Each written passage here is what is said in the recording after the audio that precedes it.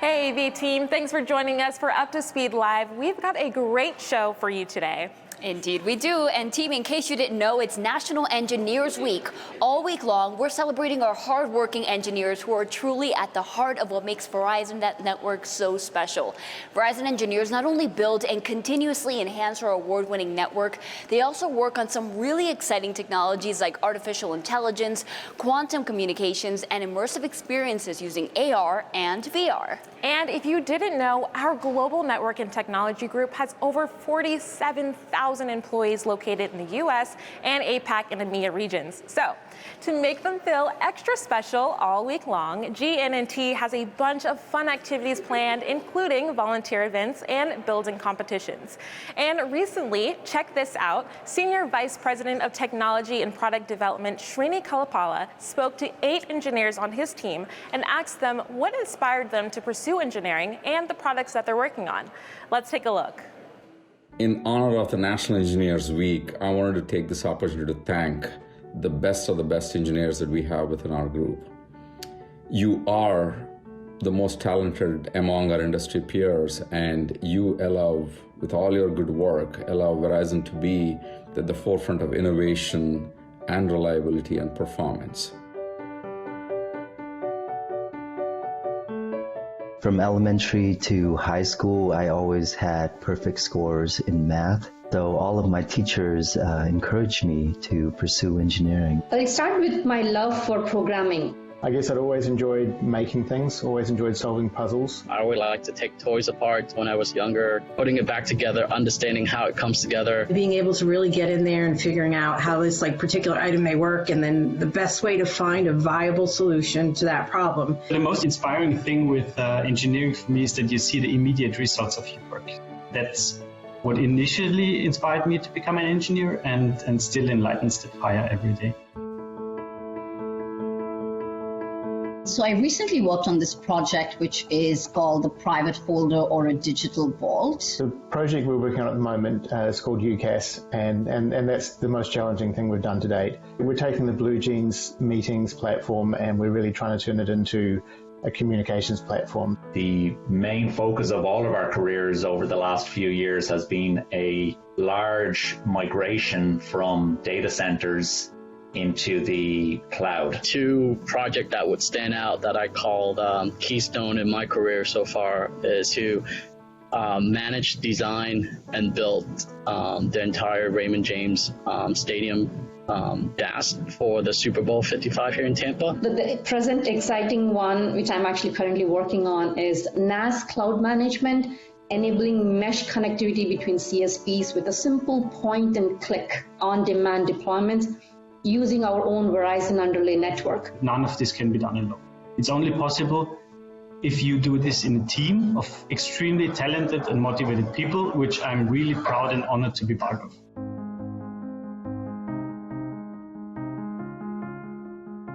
Verizon provides plenty of development courses that you can take. So I use a lot of the Verizon Learning. I look up to our own learning portal. I think it has everything you need.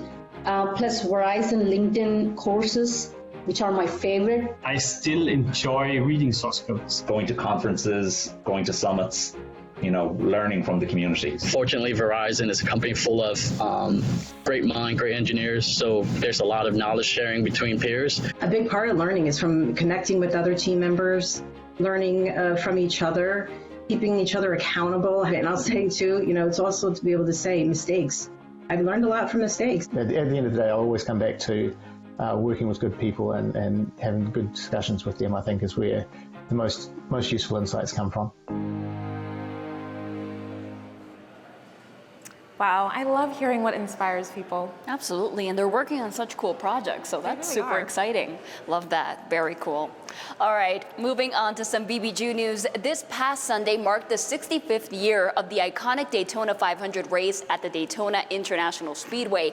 Fans were able to enjoy the new ultra-fast Wi-Fi provided by Verizon at the gates, in the concourses, suites, clubs, roof, and across the entire mile-long grandstand for free.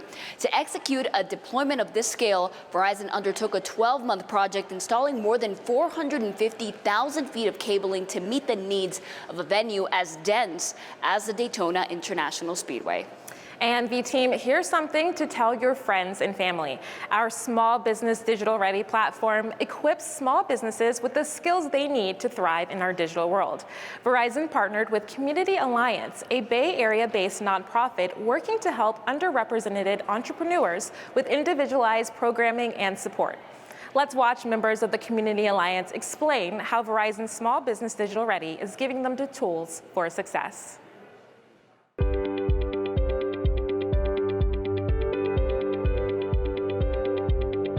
I think that businesses, in order to stay competitive, need to offer product sets that meet the customer where they want to be met. I'm Vin Zentak, Associate Director of Small Business Sales for Verizon in Northern California. Traditionally, people think of Verizon, they think of a cell phone company, but there's so many things that we can do with our network now, so many technologies that are out there that can really help digitize and modernize small businesses. Verizon has been able to provide a wonderful platform for me to be able to do my financial projections, really get some mentorship, some consulting on my business side. Marketing was a big thing that I needed help with, even with some of getting my product, my branding. Initially, the grant was really what attracted us to the platform. Just having to use the platform in order to apply for the grant, gives you added incentive to really get into the coursework, because as a small business owner, you just don't have time to do all the things that you want to do oftentimes, right? It's one thing to engage community, it's another thing to engage community well. So how do I understand what are the issues that you're experiencing? What are the things that kind of keep you up at night? What are the areas where you say, I need help here, or there needs to be work here? And so a big part of that is awareness and education, just to make sure that folks know that these programs exist.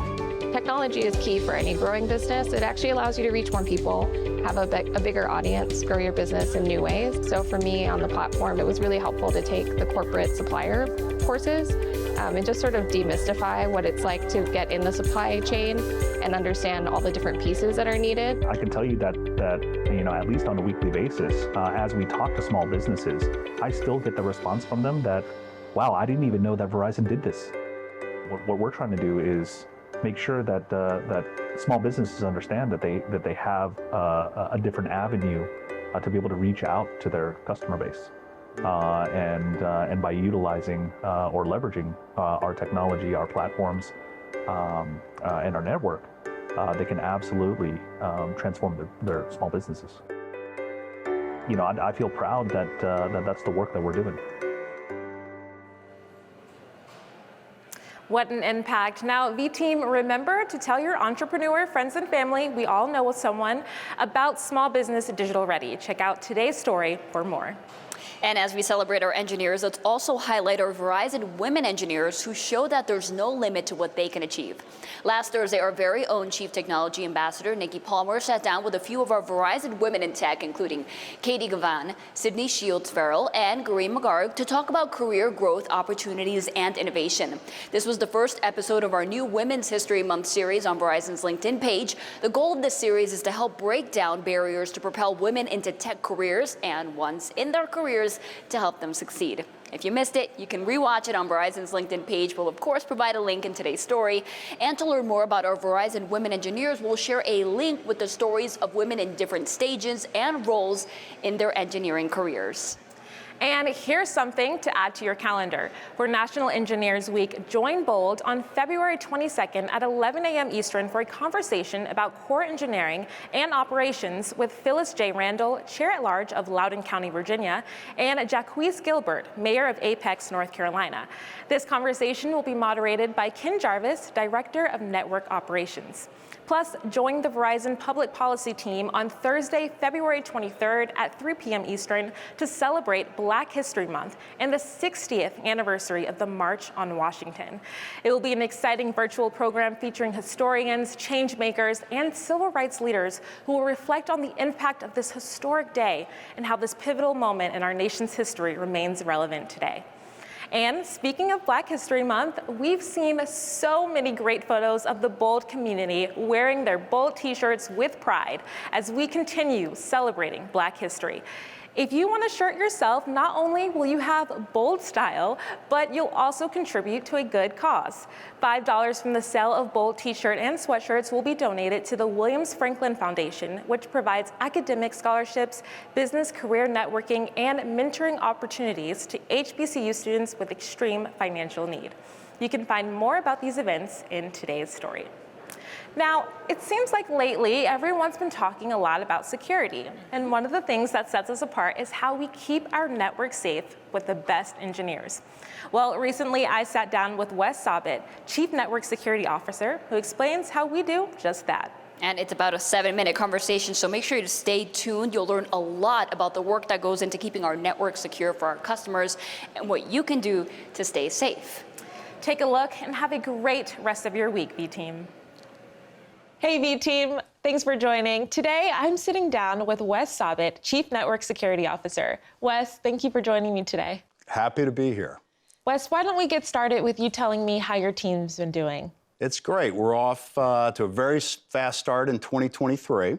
I wanted to take a moment and just tell my team how incredibly proud and thankful I am to them for the tireless work that they do to secure the Verizon network and our customers. To build on this great momentum that we're winning for 2023 for us looks like 3 key things. We want to make sure that we're focused on cyber resiliency, which means no matter what type of incident happens to us, that we're keeping our network up and available for our customers. The second thing is that security is not a thing, it's a set of processes. And we want to make sure that we have layers of controls in place for our network, and we want to really broaden and deepen that coverage. And then the third thing is, while we're doing all of that, we want to automate and simplify the experience for our peers, partners, and customers, make ourselves easy to do business with. So a couple of areas where we're already working on that is as the network teams have been building out the 5G network, we've been working with them side by side. We call that security by design, where we have built the 5G security controls into the network from the beginning to meet all the various 5G security standards. But at Verizon, we've also uplifted it. So we've worked with Sampath's team. They have a service called Managed Certificate Services, and we've embedded that in the virtualization layer of our network to really differentiate ourselves from what other carriers are doing.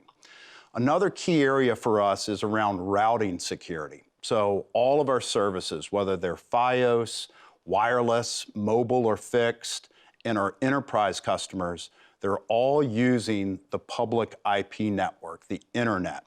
And we've been working the last couple of years to really put some additional controls into the public internet. And as a result of that work, we have gone beyond what our competitors are doing. And we've been asked to join a group called Manners. We'll be joining them at the end of the first quarter. And that is a global initiative to improve the security of the internet overall. Again, we're one of the first tier 1 providers to do that, so it's a big differentiation for us. Wow, that's great to hear. Now, we know that for our customers, having a secure network is really important and critical. What is it that we're doing to keep customers safe, and how do we stay above the game there? Yeah, it's a great question because Verizon is a critical national infrastructure, both in the U.S. and globally. So security for us is really an enabler of that. It's all about enabling network reliability, network performance. Our customers have an expectation that we're going to keep their data and their experience secure, and we're going to protect their privacy. As Diego talks about, our brand is all about trust and innovation. And we have to earn our customers' trust every day by planning, building, and operating the most secure networks in the world. We have to do all of that while the threats are rising dramatically and our customers' expectations are rising dramatically as well. So again, the way that we can differentiate ourselves is understand that security incidents are going to happen, but we know that we're prepared for them. We need to be able to detect, respond, and recover from them quickly to keep the cyber resilience in place for our customers to continue to operate their businesses. So we talked about our customers. What about the V team watching? How can they help us maintain secure networks? Yeah, it's a great question, and there are some basic things that everybody can do. So one of the things about our now famous data breach investigation report that SAMPAS team puts out annually is the threat actors are continuing to exploit basic controls. Also, security not being a thing, it's a set of processes. We as employees and contractors, we're part of the human perimeter that makes up our defenses. 82% of the time when a security breach happens, there's some kind of human involvement in that incident. So it's really important, number one, that we don't click on the fish, that we catch our breath, slow down, and don't click on every link that comes in. Nazrin's team does a great job with testing that, making sure that we're aware of it. That happens on a quarterly basis. Another important note on that is in the last 3 months, we've seen actors starting to pull information from LinkedIn and other public sources and really target the phishing campaigns against people that, for instance, are system administrators on our network. The second thing that you can do is make sure that you're using strong passwords. As a security team, we're embedding multi-factor controls into the access to systems as well. So an example would be when you VPN into the network remotely, you use an application called Duo to do that. We now embed all of that across all of our network devices and systems as well. It's also really important for your personal home use that around the kitchen table, tell your friends and family that if they are using financial or banking portals to go ahead and take that extra step and enable that multi-factor authentication.